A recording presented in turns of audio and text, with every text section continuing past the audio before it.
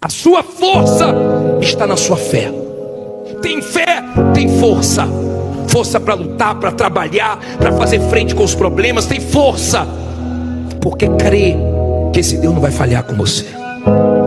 Você acha que o Deus que tirou Daniel da cova, que o Deus que tirou José da prisão, o Deus que tirou Jeremias do fundo do poço, você acha que esse Deus não pode tirar você dessa situação? Tire essas coisas da sua cabeça. Ah, eu já fui preso, ah, eu tenho um nome sujo, como é que minha vida vai mudar? Ninguém vai abrir a porta para mim. Deus abre a porta para você.